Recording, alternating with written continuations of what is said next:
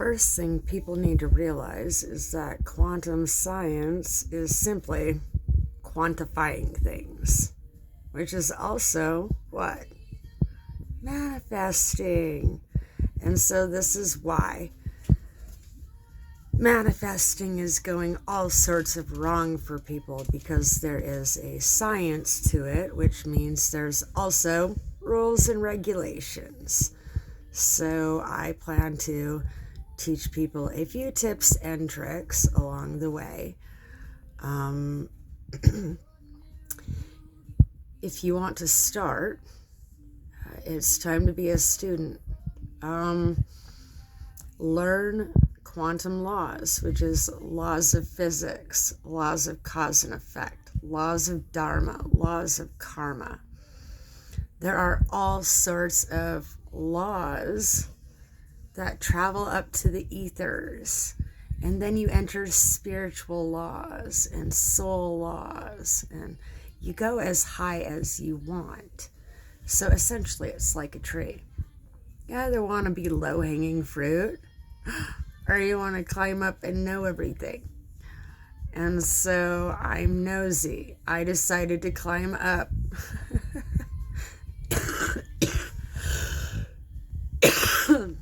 And learn as much as I can. And the whole reason was because I wanted my next life to be much easier than this. And so I decided if I learn as much as I can in this life, then things should be a lot better for my next life. And so this is in which we make a way for ourselves. And in this, our lives automatically start becoming better, because we are looking at a further distance, because sometimes you're too close to the problem, which is the mathematics of quantum physics.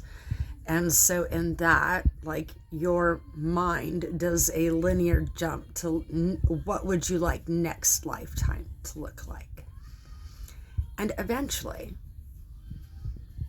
what happens is these things come to you in a multitude of different ways. And that is energetic laws, which is alchemy. And so there's an entire science to everything, all of existence. I'm still uncovering information, but it shows how everything ties in. I'm doing a parasite detox, and I did a reboot. That's what they call it. And so essentially, you do a variety of things that shuts the system down and then reboots the system. And you're originally supposed to have someone, spotting you. If this was a gym, I would need someone like making sure I don't crush myself. But I decided to do it myself. And in this, I always ask for help. I learned that being shamed for asking for help is wrong. And you should be upset for being shamed, because everybody needs a little help sometimes. It's wrong to expect anyone to do it themselves. Help should always be offered. And so we have been trained to deny ourselves. Why? So that less is expected. And what I realized was that the religious narcissism that I experienced throughout my life taught me to ask for less. And so taught me to be happy with what I have, taught me that beggars cannot be choosers. And then one day I was like, I'm a Viking warrior queen. Like, I own my house. I own my things outright. I built my life. Who says I'm a beggar? I'm not a beggar. Everybody needs help sometimes. I've been homeless a few times. And so I decided whatever it takes to buy a house, put a roof over my kid's head, give myself some solidarity, give my kids some roots, that's what I'm going to do. And that's exactly what I did. I bought a house with bad credit because I found somebody who is willing to take a risk on me. And so if we never ask, we don't receive. And so if you're asking for the wrong things for the wrong reasons, then you're going to get karma. And so if you ask for the right things for the right reasons, then good manifestation happens. Be specific. I have a lot of funny stories of things that happened to me. I just wanted firewood, but my mind kept picturing different things. And so if you're using image manifestation, then that can go very wrong for you, especially if you don't know what you're doing. And so do the research on what you're asking for is my suggestion. Before you ask God for anything, make sure that's what you want. Too oftentimes we see somebody else with something or doing something, and we don't realize all of the work that was involved in that. And is that really for us? Or did our ego like that? Or our low self-esteem? And so the quantum science of things, what people need to realize is that would be like psychology mixed with soul, or psychology mixed with spiritual. Namely, what I utilize typically is 3 different sciences or 3 different sets of information and combine them into one thread of information that interconnects. And so right now I'm still stacking information because I don't know who all is actually interested in the science of these things. So I have discovered that the soul science absolutely interconnects with the 3D. And right now I'm documenting what I observe. And it's not ready for release yet. So I have to be limited on what I say. And so in this, I noticed that there's been a lot of spread of misinformation, especially with the conspiracies. And so what people need to realize is anything that's meant to shake you is meant to wake you. And so what I experienced a very high level of spiritual narcissism in my life that led to physical abuse, and I was taught to take that. And so, and a lot of victim shaming. And so I'm trying to create some things for the victims and people that suffer from PTSD and trauma-related issues. I have had traumatic brain injury a few times. I've had all sorts of traumas. And if I can work my way out of them, then I can tell people how I did it. And so part of the therapy I'm doing right now is the full life makeover. It's called the Gentle Unburdening. It is a full life makeover, which means very little stays the same. And so that means new inside, new outside, new inside house, like rearranging everything. And as I part with parasites, I will be parting with objects that belonged to those parasites, because parasites are absolutely a part of our personality and our dysfunctions.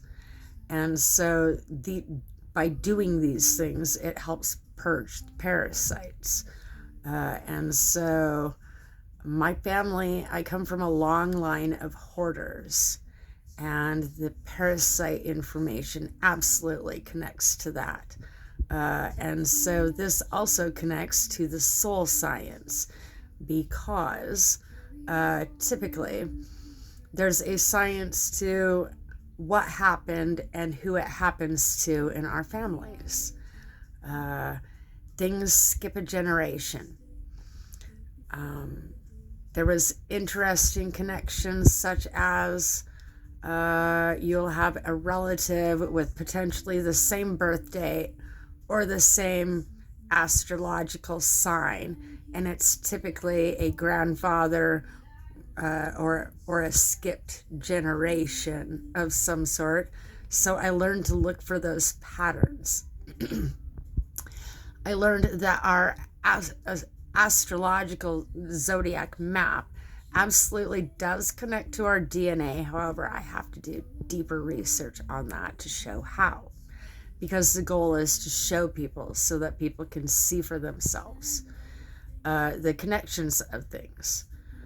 But understand, quantum science is just the science of a few things that quantifies the information on a whole level. It gives more information. If you use 3 strands, then all 3 strands grow information wise, and that expands your own mental capacity, like exercising the brain. And so this is one of the things I noticed in society, is that a lot of people have been like the people at rock bottom, the people that have suffered from chronic illnesses, different things like that. There'll be the random life fallouts that happen about every 7 years, every 3 years, whatever that number is for you. There will be different patterns in your life that are pertinent to pay attention to, because your soul path is completely different than the life path that most people are currently on. And so what I noticed is that the life path keeps us going in the opposite direction of what we need to be doing. And so by doing the opposite of what the normal life, what supports the normal life that I was on, changing my trajectory meant doing things differently, doing things backwards. And so it's a lot of retraining. But again, if you're a hoarder, if you have ADHD, if you have any neurological disorder, neurodivergency, by doing these exercises, it helps you regrow whatever is lost that causes these issues. ADHD, OCD, there's all sorts of reasons as to why the disorder becomes our coping mechanism. There's a lot of science behind it. You can't explain that in one video. And so exercise your mind. Find a few different topics that you are passionate about and see if they combine. See if they connect in some way. And if you can spot it right now, leave it in the comments down below. Eventually my videos will be helpful for people. I'm still banking information. And, you know, it's hard to tell what level people are at. Eventually, you know, it's my understanding people are about 1 year behind me. And so it's important for me to leave a breadcrumb trail for everybody to follow. For your diet, you will also want to be doing things differently. If you have not tried something, how do you know if you like it? How do you know that it's not for you? And so this is when day people learn to be night people and night people learn to be day people. And some people, like, I choose to be versatile. I chose not to be emotionally attached to sleep, because that is a lot of things, is that we have been put into a certain kind of lifestyle, and because the social system of things, we've all become creatures of habit. And so in order to find your, like, part of finding your soul path is not just to change your habits, but to find out what's instinctual. For me, there have been a lot of things that were instinctual that if I did not allow that part of me to turn on, give that part of me reins to drive the bus, then I would be in a detrimental state right now. And so this is where every choice we make is pertinent.